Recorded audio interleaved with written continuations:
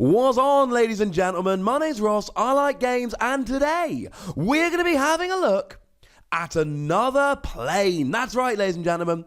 We are going to be looking at another plane from Wave 2 of the Transformers TCG, which has been revealed by the lovely folks over at TFW. I will pop a link to the video in the description where they do reveal these cards. Do go check it out. You know my rule by now.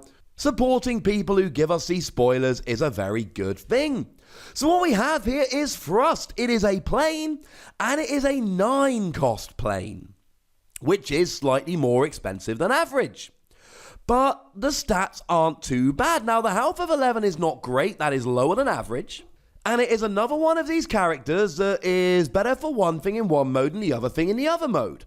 In bot mode, you got an attack of 5, which is higher than average, but a defense of 1, which is frankly not very good.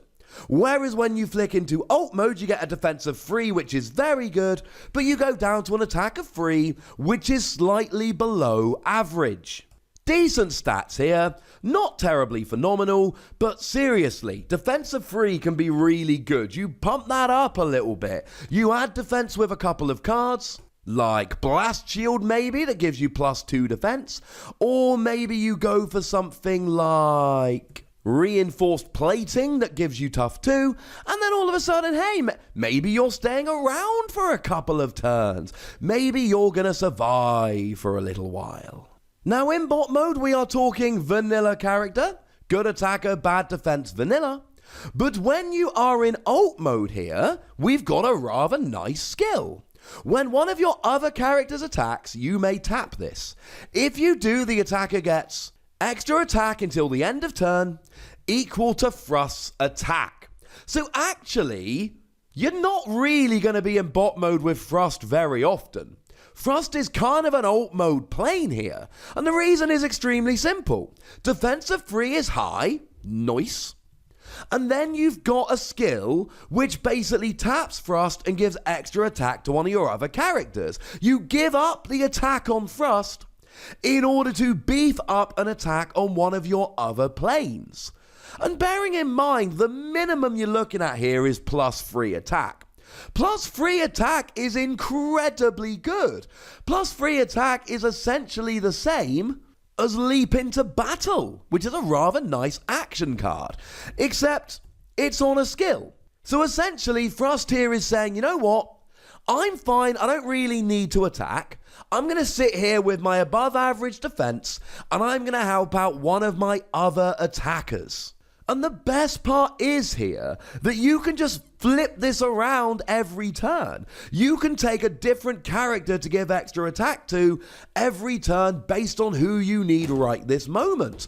So what often happens is you end up with a character where you're trying to use Pierce, but you just don't have enough attack. So Fusion Cannon of Megatron gives you Pierce 3. Which is very nice indeed. And this can be combined with Megatron Decepticon Leader that already has Pierce 3 but only has an attack of 4. Now Fusion Cannon of Megatron puts it up to 5, but your Pierce cannot exceed your attack. So Pierce 6, attack of 5, I'm not getting that extra Pierce. Well, in comes Thrust to go, don't worry buddy, I've got this. I'm going to give you a little bit of extra attack. So frankly, you probably want to be playing this in an aggro deck. Now, some aggro decks aren't going to be interested. We've seen Insecticons be played as an aggro deck. The problem is the Insecticons, they don't play very well with others. So we've got stuff like Swarm, which how good it is really dependent on the number of other Insecticons that you've actually got or that you started the game with. And then you've got Kickback, that when it's attacking, you flip 2 more battle cards for each Insecticon with which you started the game. And essentially, we're left here with a deck that doesn't really play well with others. You're not going to be caring about playing this in Insecticons. Similarly, Dinobots is often played as a very, very aggressive deck. But you've got stuff like Grimlock, which gives extra bold to your Dinobots. You've got stuff like Sludge, which heals off your Dinobots. So you can play this in essentially any deck. You've just got to be looking out for an aggressive deck which is not terribly faction specific. But maybe we want to go a little bit faction specific. Maybe we want to look at planes, because some of the planes play very nicely with other planes. We do have Starscream Air Commander here, which when you flip it into alt mode, you do damage to an enemy equal to the number of other planes that you have. Now what's awesome is, you've got to have them in plane mode in order to be able to do this, and Frost is going to stay in plane mode. Frost is a plane mode character. You can put it in bot mode. 5 attacks, pretty good to be fair. But really, it's plane mode where this excites me. And then that would actually add up to 20 stars. Well, that's actually really annoying. Frost is 9. Starscream is 11. That puts you at 20. And there is no 5-cost plane at the moment. So that means that you're only playing 2 planes. And Starscream really does want to have 2 other planes. We got a couple of 6-cost planes, including Acid Storm that we looked at just yesterday, but we don't have any 5-cost planes. That's actually kind of annoying. But maybe this one might play a little bit better with Slipstream, which is only an 8-cost, so that would leave you on 17, which is plenty of room for another plane. And when you're in bot mode and one of your planes attacks, you get to move 1 damage counter from it to the defender. Cool. Except if you're really taking advantage of Frost's skill here, you're not going to be attacking very often. This terrifies me playing it as kind of a 2-wide deck, because you're essentially giving up one of your attacks. If you're playing a 2-wide deck against a 3-wide deck, your opponent is already getting 1 extra attack. If you tap this without attacking, you're basically giving your opponent 2 extra attacks. That is far from ideal. Now, if you're doing this to take key KOs, brilliant. I am all in favour. I'm just a little bit worried that too often you're going to be getting a really good attack and then giving your opponent a couple of extra attacks, which could end up being fairly damaging in the long run.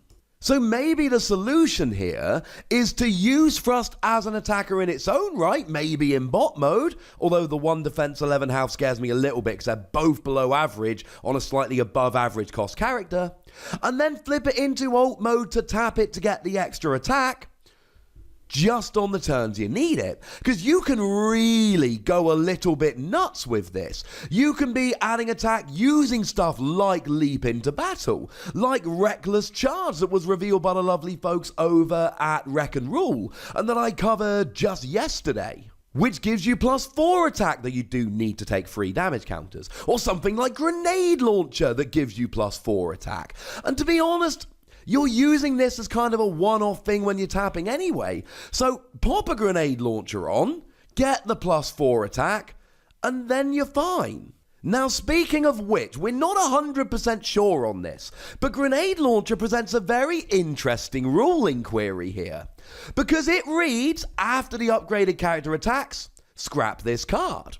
Well, if you attach this to Frost, and then tap it using its skill, Frost is never attacking. It's being tapped, but it's never attacking. It is another of your characters that is attacking.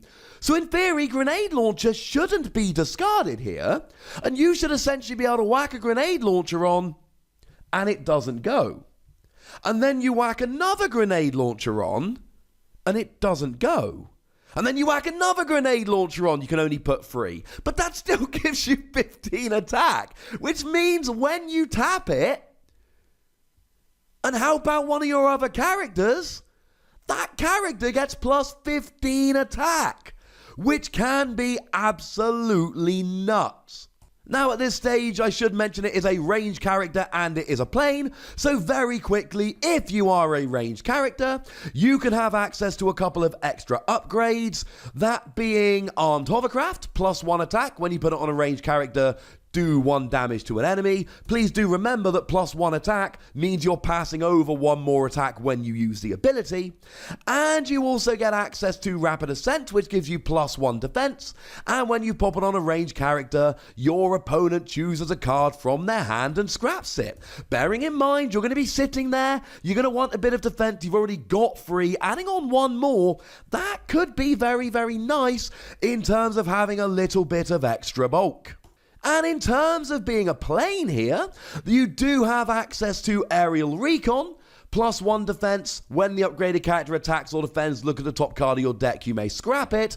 Probably not brilliant when you're attacking, because you're not going to be attacking it all that often, but certainly when you're defending, being able to get rid of an orange icon to increase the chance of hitting blue and surviving an attack, that's pretty gosh darn good. And then we also do have an action card here, Bombing Run. Choose an enemy character, move 1 damage counter from each of your planes to that enemy, at which case you're just strengthening the argument that this should be played in a planes deck.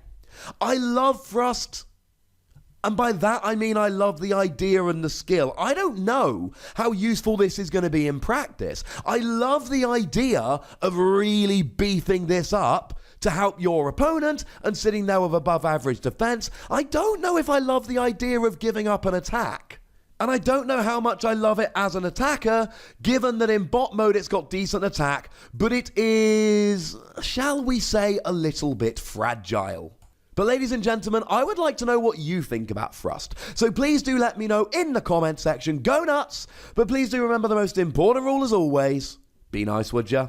Huge shout out to the lovely folks at TFW. Link in the description. Please do make sure you check it out. Those dudes make good podcasts.